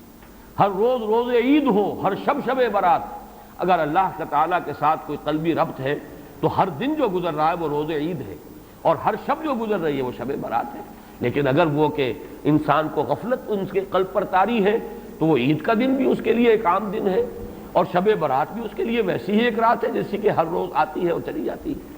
اس اعتبار سے اس کو بھی خاص جو ہے معین نہیں کیا گیا صلاۃ وسطیٰ کون سی ہے۔ اسی طرح بعض روایات میں جو آتا ہے اسم اعظم، اللہ کا ایک نام ایسا ہے کہ اس کے واسطے سے اللہ سے جو بات مانگی جائے وہ رد نہیں ہوتی، لیکن وہ کون سا نہیں بتایا گیا۔ اقوال ہیں، اندازے ہیں، حی و قیوم پر زیادہ، الحی القیوم پر زیادہ لوگوں کا جو ہے وہ اجماع ہوا ہے، لیکن یہ کہ یقین سے نہیں کہہ سکتے۔ تو اسی میں اس کو بھی نوٹ کر لیجئے کہ اس کو مخفی رکھا گیا ہے لیلۃ القدر کو۔ لوگ زیادہ سے زیادہ محنت کریں، زیادہ سے زیادہ مشقت کریں، اس کے لیے جو بھی اس کی قدر و منزلت سے کسی درجے میں آگاہ ہے، وہ اگر معین ہی ہو جاتا کہ ایک شب یہ ہے تو پھر تو سب کے سب اس رات میں محنت کر لیتے، باقی راتیں جو ہیں وہ پھر سونی اور ویران گزرتی۔ لیکن یہ کہ مطلوب یہ ہے کہ زیادہ سے زیادہ راتیں آباد ہوں، زیادہ سے زیادہ راتوں میں ذکر ہو، عبادت ہو، دعا ہو، اس لیے اس کو مخفی رکھا گیا، یہ حکمت ہے۔ اس میں بھی ایک عجیب نکتہ ہے جو امام راضی رحمۃ اللہ علیہ نے بیان کیا ہے، اور حوالہ اگرچہ نہیں دیا اس حدیث کا، لیکن ایک روایت کے حوالے سے بات بیان کی ہے کہ اس کے ظاہر نہ کرنے میں بھی اللہ کی ایک شفقت اور رحمت ہے بندوں کے حق میں، اس لیے کہ اس کی قدر جتنی زیادہ ہے اتنی ہی اس کی ناقدری پر سزا ہوگی۔ اگر معلوم ہو کہ یہ شب ہے اور اس کی ناقدری کو انسان کرے تو گویا کہ پھر وہ اتنا ہی زیادہ مورد عقاب اور مورد سزا بن جائے گا۔ اس کے لیے ایک بڑا پیارا واقعہ نقل کیا امام راضی نے کہ حضور صلی اللہ علیہ وسلم حضرت علی رضی اللہ تعالی عنہ ایک روز مسجد میں داخل ہوئے، ساتھ ہی آئے ہیں، دیکھا کہ ایک شخص سو رہا ہے، نماز کا وقت ہو چکا تھا۔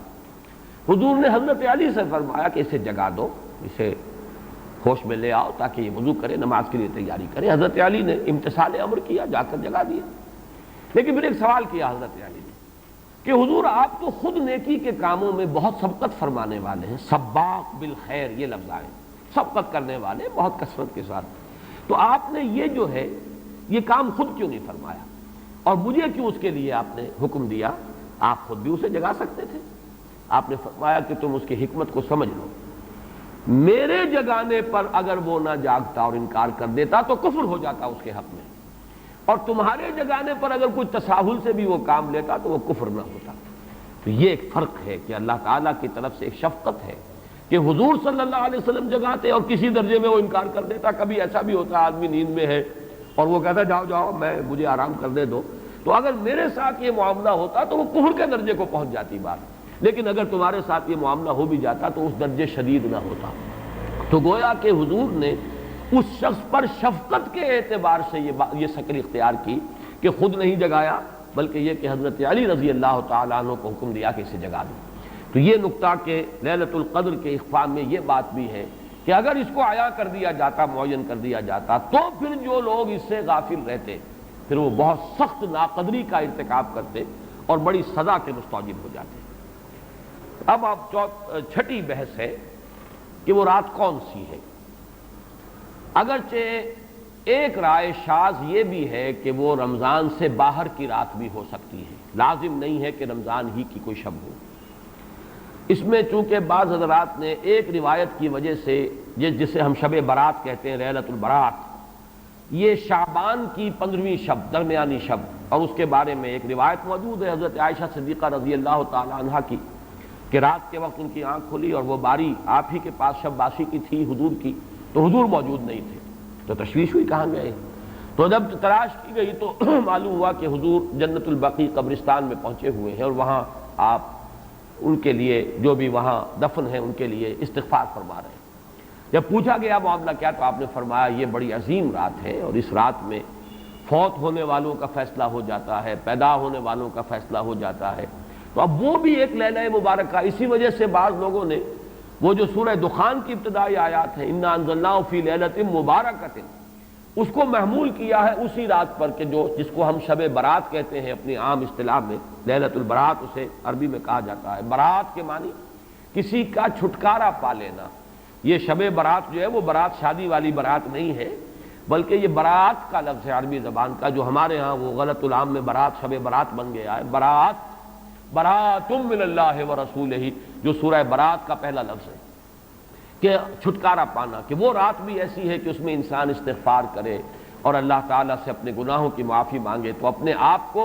جہنم سے چھٹکارا دلا سکتا ہے، وہ شب برات ہے۔ اس اعتبار سے کچھ لوگوں نے گمان کیا کہ شاید لیلۃ القدر اور لیلہ مبارکہ اس حدیث کی روح سے وہی شب ہے، وہ ظاہر بات ہے کہ خارج از رمضان مبارک ہے، اور یہ کہ اس کے علاوہ بھی بعض آراء ہیں، لیکن یہ آراء جو ہے شاذ کے درجے میں ہے۔ میں یہ کہہ سکتا ہوں کہ تقریباً اجماع ہے اس پر کہ یہ رات رمضان مبارک ہی کی ایک رات ہے۔ اس کی دلیل ایک تو یہ کہ القرآن یفسر بعضہ بعضا کے اصول کے مطابق قرآن مجید کے اندر سورہ بقرہ میں یہ واضح کر دیا گیا شہر رمضان الذی انزل فیہ القرآن، رمضان مبارک کا مہینہ وہ ہے کہ جس میں قرآن نازل کیا گیا، اور یہاں فرمایا انا انزلناہ فی لیلۃ القدر، ہم نے اس کو اتارا ہے لیلۃ القدر میں۔ ان دونوں کو جوڑیے تو اس کا ایک لا محالہ جو ایک انیویٹیبل رزلٹ نکلتا ہے وہ یہی ہے کہ یہ لیلۃ القدر رمضان مبارک میں۔ دوسری اس کی تائید ہوتی ہے وہ مشہور حدیث جس کو الحمدللہ کہ ہم نے بہت عام کیا ہے، رمضان مبارک کی آمد سے قبل کوشش ہوتی ہے ہر سال جو ہے اس کی یاد دہانی کرا دی جائے۔ ایک طویل خطبہ جو حضور نے دیا تھا، خطبنا رسول اللہ صلی اللہ علیہ وسلم فی آخر یوم من شعبان، یہ حضرت سلمان فارسی رضی اللہ تعالیٰ عنہ سے مروی ہے کہ حضور نے شعبان کے آخری دن ہمیں خطبہ ارشاد فرمایا، یا ایھا الناس قد اظلکم شہر عظیم شہر مبارک شہر فیہ لیلۃ خیر من الف شہر، لوگوں آگاہ ہو جاؤ، تم پر ایک بہت مبارک مہینے نے، بڑی عظمت والے مہینے نے سایہ کر دیا ہے، سایہ فگن ہو گیا ہے تم پر ایک مہینہ جو بڑی عظمت والا ہے، شہر عظیم جو بڑی برکت والا ہے، شہر مبارک، اور تیسرا جملہ اس میں یہی ہے شہر فیہ لیلۃ خیر من الف شہر، وہ مہینہ کہ جس میں ایک رات وہ بھی ہے کہ جو 1000 مہینوں سے افضل ہے۔ ان دونوں چیزوں کے حوالے سے تقریباً دلائل بھی موجود ہیں، اور ویسے یہ کہ جیسا کہ میں عرض کر چکا ہوں اجماع ہے کہ یہ رمضان مبارک ہی کی ایک شب ہے۔ لیکن رمضان مبارک کی کون سی شب ہے، اس پر بعض مفسرین نے تو لکھا ہے کہ 40 قول ہیں۔ چنانچہ صاحب تفسیر مظہری قاضی ثناء اللہ پانی پتی نے، میں نے وہ تفصیل تو نہیں پڑھی، کہ 40 قول نقل کیے، لیکن امام راضی نے جو 9 قول نقل کیے ہیں وہ میں تیزی کے ساتھ آپ کو سنا دیتا ہوں۔ ابن رزین رحمہ اللہ کا قول یہ ہے کہ رمضان کی پہلی شب ہے۔ حضرت حسن بصری رحمۃ اللہ علیہ یہ ہے تابعین میں سے، اس لیے میں رضی اللہ عنہ نہیں کہہ رہا، رحمۃ اللہ علیہ، حضرت حسن بصری رحمۃ اللہ علیہ کی رائے ہے کہ یہ 17ویں شب ہے، یعنی وہ شب کہ پھر جس کے اگلے دن جو ہے وہ غزوہ بدر ہوا ہے، یوم الفرقان۔ حضرت انس رضی اللہ تعالی عنہ مرفوعاً روایت کرتے ہیں کہ یہ 19ویں شب ہے۔ محمد بن اسحاق جو بہت بڑے سیرت نگار ہیں حضور کے، ان کا قول ہے کہ یہ 21ویں شب ہے۔ حضرت عبداللہ ابن عباس رضی اللہ تعالی عنہما سے قول جو ہے مروی ہے کہ یہ 23ویں شب ہے۔ حضرت عبداللہ ابن مسعود رضی اللہ تعالی عنہ سے مروی ہے کہ یہ 24ویں شب ہے، اور اس کو میں ذرا اہمیت دیتا ہوں اس لیے کہ 24ویں شب جو ہے سورہ علق کی ابتدائی آیات کے نزول کے ضمن میں کچھ حساب کتاب کے جوڑنے سے 24ویں اور 25ویں شب کا بھی معاملہ جڑتا ہے، جو کہ میں نے آپ کو سورہ علق کے درس کے دوران بتایا تھا۔ اس کے بعد حضرت ابو ذر غفاری رضی اللہ تعالیٰ عنہ کا قول ہے کہ یہ 25ویں شب ہے۔ اس کے بعد حضرت ابی ابن کعب رضی اللہ تعالیٰ عنہ کا قول ہے، یہ وہ ہے جن کو کہ حضور نے خود فرمایا کہ اقرأہم ابی ابن کعب، قرآن مجید کے سب سے بڑے قاری حضرت ابی ابن کعب ہیں رضی اللہ تعالیٰ عنہ۔ اور ان کے بھی سینے پر آپ نے تھپکی دی تھی کہ ایک سوال کیا آپ نے کہ سب سے عظیم سورت کون سی ہے، اور جب انہوں نے صحیح جواب دے دیا سورہ فاتحہ، تو پھر یہ کہ اس پر حضور نے تھپکی دی کہ تمہیں اللہ تعالیٰ نے بہت صحیح مناسبت عطا کی ہے علم کے ساتھ۔ ان کی اور صحابہ میں سے بہت سے لوگوں کی رائے، یہاں تک کہ یہ کہا جا سکتا ہے کہ بقیہ اقوال جو ہیں وہ شاذ کے درجے میں ہیں، اور یہ گویا کہ اگر اجماع نہ کہا جائے تو بہت حد تک اتفاق کے درجے میں ہے کہ یہ 27ویں شب ہے۔ اور اس 27ویں شب کے ضمن میں حضرت عبداللہ ابن عباس سے ایک روایت میں پہلے آپ کو بتا چکا ہوں کہ 23ویں شب، لیکن 27ویں شب کے ضمن میں جو مختلف روایات حضرت عبداللہ ابن عباس رضی اللہ تعالیٰ عنہما سے مروی ہیں، ان میں بھی کچھ لطیف نکات ہیں، وہ میں بعد میں بیان کروں گا۔ اس کے بعد ایک شاذ قول اور بھی ہے کہ یہ 29ویں شب ہے۔ تو یہ گویا کہ 9 ہیں اقوال، جن میں سے بعض جلیل القدر صحابہ کے ہیں، عبداللہ ابن مسعود، ابو ذر غفاری، ابن عباس، ابی ابن کعب، لیکن یہ ہے کہ سب سے زیادہ جو اتفاق اگر اجماع نہ کہا جائے تو 27ویں شب پر ہے۔ اس 27ویں شب کے بارے میں حضرت عبداللہ ابن عباس نے 3 نکتے بیان کیے۔ ایک نکتہ تو یہ ہے کہ یہ پوری سورہ مبارکہ جو ہے سورۃ القدر، اس میں 30 الفاظ ہیں، اور ان 30 الفاظ میں سے 27واں لفظ ہے ہیا حتی مطلع الفجر، یہ 27واں ہے۔ اس کے اعتبار سے گویا کہ انہوں نے ایک ربط قائم کیا ہے کہ یہ 27ویں شب ہے۔ ایک بات انہوں نے یہ کہی ہے کہ اللہ تعالیٰ کو وطر محبوب ہے، اللہ وطر و یحب الوطر، اللہ خود بھی اکیلا ہے اور وطر کو پسند کرتا ہے۔ پھر یہ کہ وطر جو ہے اب رمضان مبارک کے اندر اگر وہ وطر شمار کیے جائیں گے تو 14-15 وطر بن جائیں گے، لیکن اس میں چونکہ آخری عشرے کے بارے میں بہت سی روایات جو ہیں ان کا تقریباً اجماع ہو جاتا ہے کہ آخری عشرے میں، تو آخری عشرے میں بھی 5 وطر آئیں گے، 21ویں، 23ویں، 25ویں، 27ویں، 29ویں۔ لیکن حضرت عبداللہ ابن عباس کہتے ہیں کہ 7 کا ہندسہ اللہ تعالیٰ کو بہت پسند ہے، اور بہت سی چیزیں جو ہیں عالم تکوینی میں بھی اور عالم تشریعی میں بھی بہت سی چیزیں وہ ہیں کہ جو 7 کے ہندسے کے ساتھ وابستہ ہیں۔ 7 آسمان ہیں، 7 زمینیں ہیں، ہفتے کے 7 دن ہیں، طواف کے 7 شوط ہیں، سعی بین صفا والمروہ وہ بھی 7 مرتبہ ہے، ادھر سے ادھر، ادھر سے ادھر 7۔ اسی طریقے سے سجدے کے اعضاء بھی 7 ہیں، تو اس سے انہوں نے پہلے وطر اور وطر کے بعد 7 کا ہندسہ، رمضان کے آخری عشرے کی وطر راتیں اور ان میں 7ویں رات یعنی 27ویں شب، وہ اپنے اس حساب کتاب سے بھی۔ اور جب انہوں نے یہ بات بیان کی تو حضرت عمر رضی اللہ تعالی عنہ نے ان کی تحسین کی تھی۔ آخری بات اور بھی کہی گئی ہے کہ لیلۃ القدر جو ہے اس کے اندر حروف کو اگر شمار کیا جائے تو 9 بنتے ہیں، اور یہ لیلۃ القدر اس سورہ مبارکہ میں 3 مرتبہ آیا ہے۔ انا انزلناه فی لیلۃ القدر وما ادراک ما لیلۃ القدر لیلۃ القدر خیر من الف شہر، اس اعتبار سے بھی 3 کو ضرب دی جائے 9 سے تو وہ بھی 27 کا عدد بنتا ہے۔ بہرحال یہ میں نے جیسا کہ عرض کیا تھا کہ ان کا کوئی تعلق نہ صرف سے ہے، نہ نحو سے ہے، نہ روایات سے، لیکن بہرحال حضرت عبداللہ ابن عباس کا ایک ذوق ہے، اس کو آپ ذوقی باتیں بھی کہہ سکتے ہیں، لیکن یہ کہ حضرت عبداللہ ابن عباس کی ذوقی بات ہے، لہذا اس کا کم سے کم تذکرہ ہو جانا چاہیے۔ ایک بحث یہ ہے کہ اہی باقیۃ ام لا، کیا یہ رات جو اس کی عظمت تھی یہ باقی ہے، یا صرف وہی رات جو تھی جس میں کہ قرآن مجید نازل کیا گیا وہی عظمت کی حامل تھی، انا انزلناہ فی لیلۃ القدر، یا یہ کہ اب بھی ہر سال یہ رات آ رہی ہے تو اسی عظمت کی حامل ہے، اسی قدر و منزلت کی، اسی برکت کی حامل ہے۔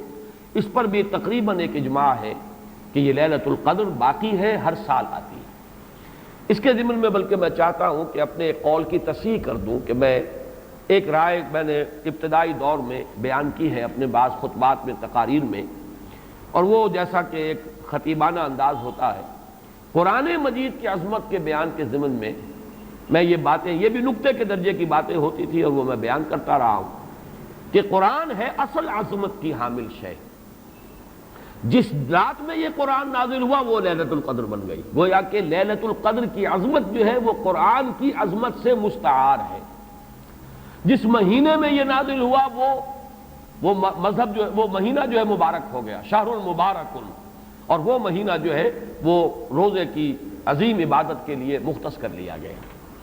اسی طریقے سے جو دن اس کی تعلیم کے لیے خاص کیا گیا، جو جمعے کا دن جو ہے وہ در حقیقت تعلیم قرآن کے لیے، یتلو علیہم آیاتہ ویزکیہم ویعلمہم الکتاب والحکمہ، جو حضور کا عمل تھا اسی کو دوام عطا کیا گیا ہے خطبہ جمعہ کی صورت میں۔ وہ دن جو ہے وہ سید الایام بن گیا کہ ہفتے کے دنوں میں وہ سردار دن ہے، جمعے کا دن جو ہے وہ سردار ہے تمام دنوں کا۔ یہ بات اپنی جگہ پر صحیح ہے جہاں تک اصولی اعتبار سے، لیکن میں اس میں جو تصحیح کر رہا ہوں جزوی طور سے وہ یہ ہے کہ لیلۃ القدر کی عظمت جو ہے وہ خود اپنی جگہ پر ہے، فی نفسہا ہے، اپنے ہی مقام پر ہے، اپنی جگہ ہے، بجائے خود، جسے کہتے ہیں فارسی میں بجائے خود عظمت کی حامل ہے۔ اور اس کی عظمت کا مقام یہ بھی ہے کہ اس میں فیہا یفرق کل امر حکیم، تمام معاملات جو ہیں اللہ کے فیصلے جو ہیں ان کو ایشو کر دیا جاتا ہے، وہ گویا کہ حوالے کر دیے جاتے ہیں، وہ فیصلے صادر ہو جاتے ہیں اللہ تعالیٰ کی جناب سے۔ تو یہ اس کی عظمت قدیم ہے۔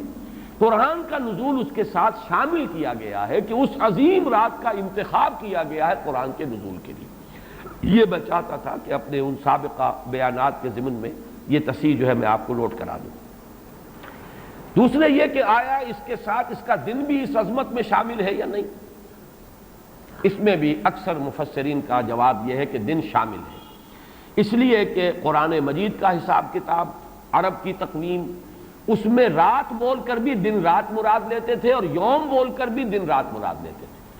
یوم بھی 24 گھنٹے کے مجموعے کا نام ہے، اور جب رات کا تذکرہ آتا ہے تو رات بھی در حقیقت دن اور رات کے 24 گھنٹوں پر اس کا جو ہے اطلاق کیا جاتا ہے۔ جو دن آتا ہے رات کے بعد وہ اس رات کے تابع ہے۔ اس اعتبار سے یہ عظمت جو ہے صرف شب کے ساتھ نہیں ہے، بلکہ یہ کہ اس کے بعد آنے والا دن جو ہے وہ بھی اسی عظمت کا حامل ہے۔ اس سے ایک بہت بڑا مسئلہ حل ہو جاتا ہے کہ جو اس دور میں خاص طور پر بہت سے لوگوں کے ذہنوں کو پریشان کر سکتا ہے، اور وہ یہ کہ جب کہ مکے میں یا عرب میں رات ہے تو امریکہ میں وہ دن ہے۔ وہ دن، یا اگر وہ رات آئے گی تو ابھی اس کے کچھ 12 گھنٹے کے بعد وہاں پر رات آئے گی۔ اس اعتبار سے دن جو ہے وہ بھی جب شامل ہو گیا اس کے ساتھ تو معلوم ہوا کہ کرۂ ارضی کا کوئی حصہ بھی، کوئی نقطہ بھی اس برکت اور اس قدر و منزلت سے محروم نہیں رہے گا، اس لیے کہ دن کے رات کے ساتھ وہ دن جو ہے طبعاً شامل ہے۔ اب آئیے کہ یہ خیر من الف شہر، اس سے کیا مراد ہے؟ دو باتیں تو اس میں بالکل واضح ہیں۔ ایک تو اس اعتبار سے کہ اس میں جو عبادت کی جائے، استغفار کیا جائے، ذکر کیا جائے، اس کی قدر و منزلت، اس کے لیے ایک تعبیر ہے، جو انداز اسلوب بیان اختیار کیا گیا وہ یہ ہے، اس سے مراد وہ 1000 مہینے جو ہے گنتی کے 1000 مہینے نہیں ہیں۔ اس کو جن لوگوں نے حساب کر کے 83 برس اور کچھ مہینے نکالے ہوئے تو وہ در حقیقت یہ حساب کتاب نہیں ہوتا۔ عربی زبان میں کہیں 100، کہیں 70، کہیں 1000، یہ کثرت کی تعبیر کے لیے آتے ہیں۔ تو معلوم ہوا کہ بہت زیادہ اجر و ثواب ہے عبادت کا، دعا کی قبولیت کا بہت قوی امکان ہے اس شب مبارک میں، اور یہ کہ تقرب الی اللہ کے لیے انسان کوئی کوشاں ہو تو اس کی پیش رفت جو ہے اس شب میں جو ہے وہ بقیہ دنوں اور بقیہ راتوں کی نسبت سے بہت زیادہ ہوگی۔ اس میں جو ایک اشکال پیدا ہوتا ہے ذہن میں کہ آخر کیا سبب ہے کہ بعض خاص جو دن ہیں یا بعض خاص مہینے ہیں ان کی جو خاص جو فضیلت ہے، تو اس کو میں سمجھتا ہوں کہ بہت عمدگی سے ہمارے مفسرین نے سمجھایا ہے کہ عالم مادی میں بھی ہم یہ چیز دیکھتے ہیں کہ مناسبت ہوتی ہے۔ کوئی فصل ہے گندم کی، اب آپ اگر اس کو غلط موسم میں اگر بو دیں گے تو آپ کا بیج بھی ضائع ہو جائے گا۔ مناسبت ہے، ایک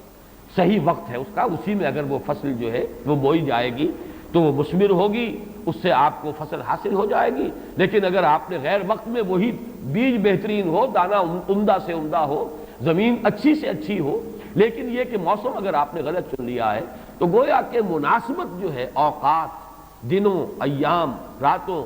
مہینوں، سالوں، ان کے جو بھی ایک خاص مناسبت ہے نیکی کے ساتھ، خیر کے ساتھ، عالم امر کے ساتھ، روحانیت کے ساتھ، عالم ارواح کے ساتھ، اس کو ہم قیاس کر سکتے ہیں کہ جیسے موسموں اور دنوں کا معاملہ ہے، اسی طریقے سے اس عالم ارواح کے اندر اور روحانی عالم کے اندر بھی کچھ ایام ہیں، کچھ دن ہیں، کچھ مہینے ہیں جن کی خصوصی مناسبت ہے۔ چنانچہ رمضان مبارک کا مہینہ ہے، اسی طریقے سے یہ لیلۃ القدر ہے، اس کے اندر جو ہے قدر و منزلت اللہ نے جو رکھی ہے وہ اس کی ایک خصوصیت ہے جس کو ہم، ظاہر بات ہے کہ عالم امر کی اشیاء جو ہیں کما حق ہو تو ان کا ادراک اور شعور ہم اس وقت اس زندگی میں اس دنیا میں حاصل نہیں کر سکتے، لیکن اس کی طرف اس تمثیل کے ذریعے سے کچھ نہ کچھ جو ہے رہنمائی ہو جاتی ہے۔ جیسے کہ قرآن مجید کی عظمت کما حق ہو، جیسے کہ وہ عظمت ہے، کما ہیا، کسی انسان کے لیے ممکن نہیں کہ اس کا ادراک اور شعور کر سکے، لیکن مثال دی گئی لو انزلنا هذا القرآن على جبل لرأيته خاشعا متصدعا من خشية الله وتلك الامثال نضربها للناس لعلهم يتفكرون۔ یہ مثالیں ہم بیان کر دیتے ہیں لوگوں کے لیے کہ جو معاملات، جو امور،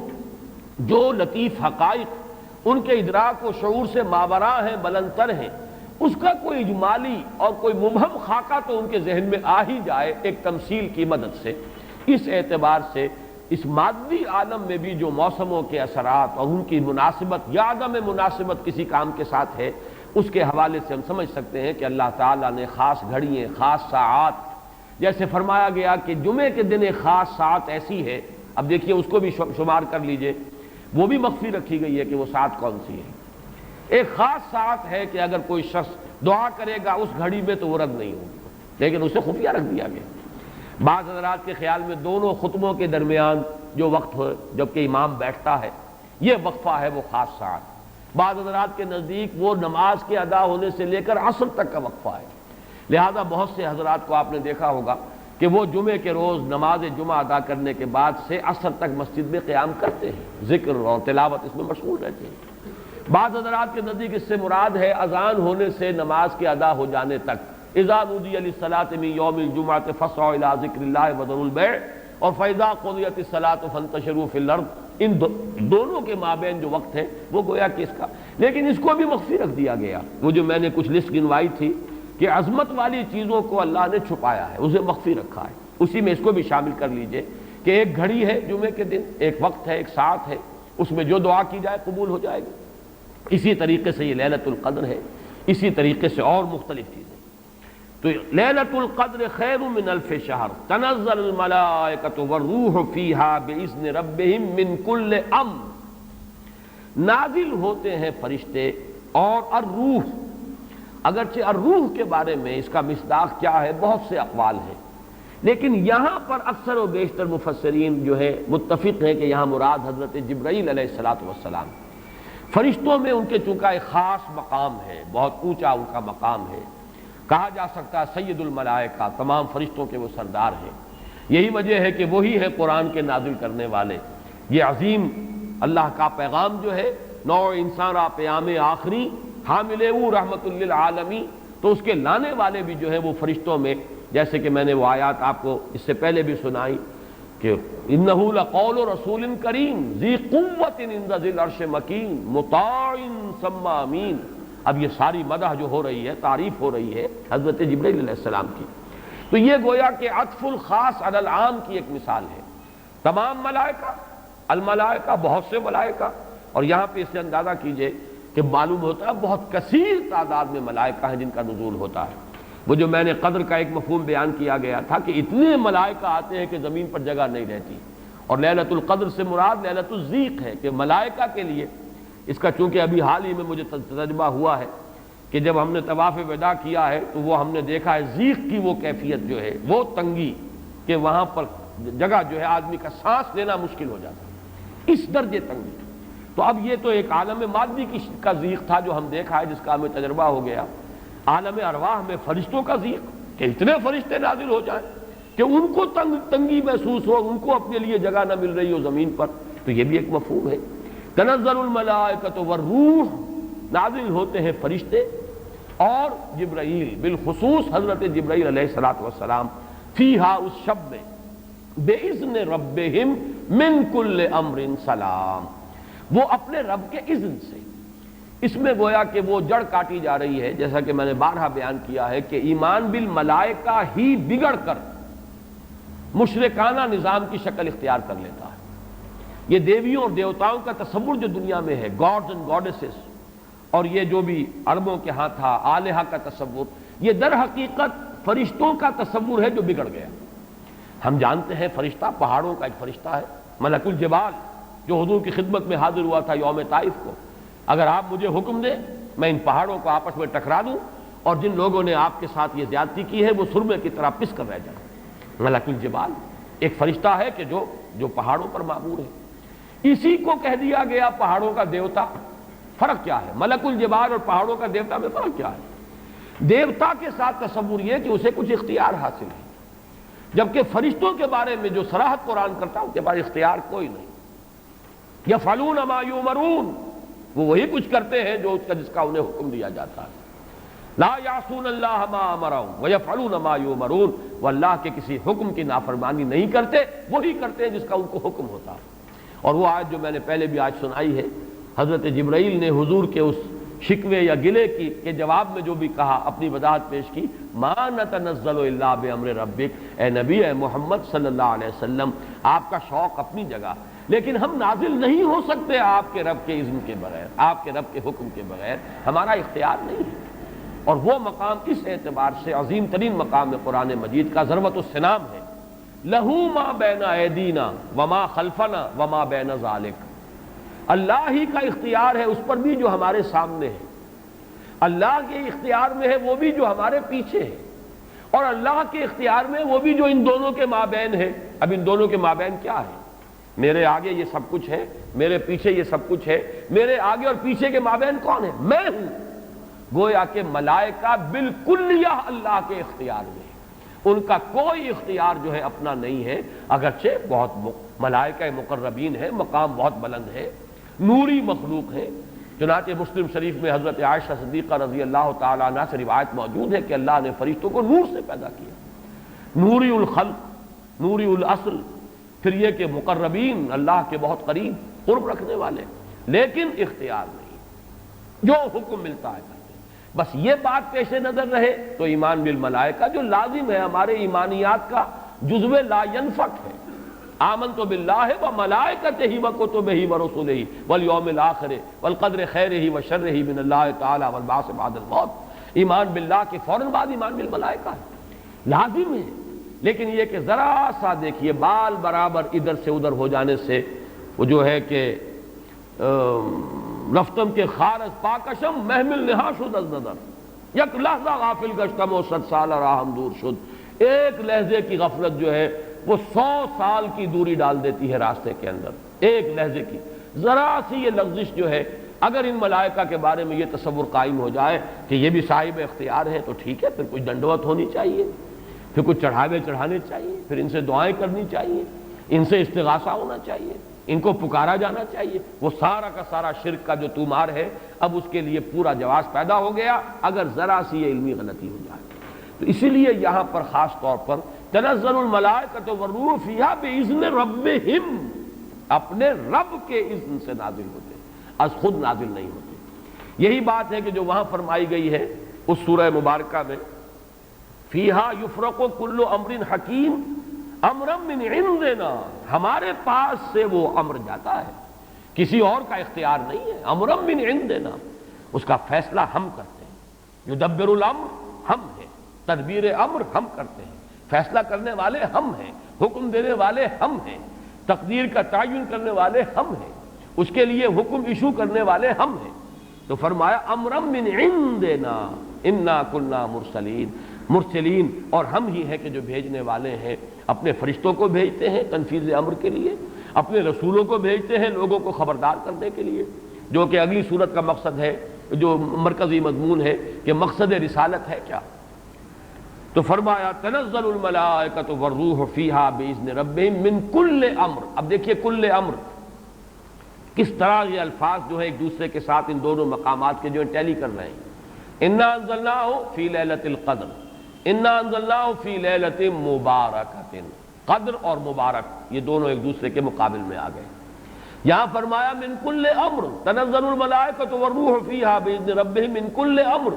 وہاں فرمایا فیہا یفرق کل امر حکیم امرا من عندنا، انا کنا مرسلین، اس شب میں ایشو ہو جاتے ہیں تمام معاملات، تمام فیصلے، اور ہوتے ہیں ہمارے پاس سے۔ یہ غالباً جو ہمارے ہاں فیصلے، عدالتی فیصلے ہوتے ہیں، ان میں بھی خاص الفاظ آتے ہیں کہ یہ عدالت کا اپنا فیصلہ ہے، یا ہم اپنے فیصلے سے یہ بات جو ہے اس کا تعین کر رہے ہیں۔ تو امرا من عندنا، یہ ہمارا فیصلہ ہمارے پاس سے اس کی تعین ہوتی ہے۔ سلام ہی حتی مطلع الفجر، سلام میں ایک تو یہ بات کہ نحوی اعتبار سے کہ اس کا مبتدا محذوف ہے، وہ سلامتی ہی سلامتی ہے، اور سلام کے دو معنی کیے گئے ہیں۔ ایک تو جو سلام کا یا سلامتی کا ذریعہ بنے، یہ رات سلامتی کی رات ہے، اس رات میں سلامتی حاصل کی جا سکتی ہے، اس رات میں اللہ کی مغفرت حاصل کی جا سکتی ہے، اللہ کے عفو و درگزر کے عام ہونے کی رات ہے۔ ایک یہ کہ اس رات میں مولانا اصلاحی صاحب نے ایک بڑا پیارا لفظ استعمال کیا ہے کہ جو شیاطین جن ہیں ان پر کرفیو لگا دیا جاتا ہے، جیسے رمضان مبارک کے بارے میں آیا ہے کہ ان جو شیاطین ہیں ان کو قید کر دیا جاتا ہے، یعنی یہ کہ برائی کے جو محرکات و دواعی ہیں ان میں کمی آ جاتی ہے، خیر کے دواعی اور داعیات و محرکات وہ اس کے اندر نکھرتے ہیں، ابھرتے ہیں، اور یہ ہر شخص کو اندازہ ہے رمضان مبارک کا ایک خاص ماحول ہوتا ہے۔ اس میں واقعہ یہ ہے کہ اگرچہ بدطینت لوگ اس میں بھی بد کرداری کا معاملہ کرتے ہیں، لیکن یہ کہ طبیعت جو عام ماحول اس ماہ مبارک کا ہوتا ہے اس میں خیر کا کرنا نسبتاً بہت آسان دوسرے دنوں کے مقابلے میں، اور برائی کی طرف میلان جو ہے وہ زیادہ ہی شدید ہوگا تو شاید اس کا جو ہے اظہار ہو جائے، ورنہ عام طور پر برائی کے میلانات جو ہیں ان میں کمی پیدا ہو جاتی ہے۔ تو سلام ایک تو اس معنی میں کہ سلامتی حاصل کرنے والی رات، دوسرے یہ کہ اس رات میں سلامتی ہوتی ہے کہ جنات جو ہیں، شیاطین جن، ان کے اوپر پابندیاں ہیں، قدغنے ہیں، اور ایک یہ لفظ لایا گیا ہے سالم کے معنی میں، سالم پوری رات، یہ پوری رات کا معاملہ ہے، اس کی کوئی خاص ساعت نہیں ہے۔ اس میں گویا کہ خاص دلجوئی کی جا رہی ہے کہ اگر کوئی شخص پوری رات میں نہیں بھی جاگ سکا، لیکن اگر طبیعت میں انشراح ہو جائے کسی اس کی ایک ساعت میں، کسی ایک حصے میں، تو وہ یہ سمجھے کہ وہ محروم نہیں رہا، اسے اس رات کی سعادتوں اور برکات میں سے حصہ مل جائے گا۔ ہی حتی مطلع الفجر، اور یہ رات جو ہے یہ فجر کے طلوع ہونے تک یہ برکات کا نزول، فرشتوں کا نزول، خیر و سعادت، سلامتی کا حصول، یہ تمام چیزیں جو ہیں اس رات کے آخری جو سرحد ہے مطلع الفجر، طلوع فجر تک یہ تمام کیفیات برقرار رہتی ہیں۔ اللہ تعالی ہم سب کو یہ لیلہ قدر اور لیلہ مبارکہ جو ہے اس کی برکات سے اور اس کی قدر و منزلت سے اور اس کے خیرات و حسنات سے متمتع ہونے کی توفیق عطا فرمائے۔ بارک اللہ لی و لکم فی القرآن العظیم و نفعنی و ایاکم بالآیات والذکر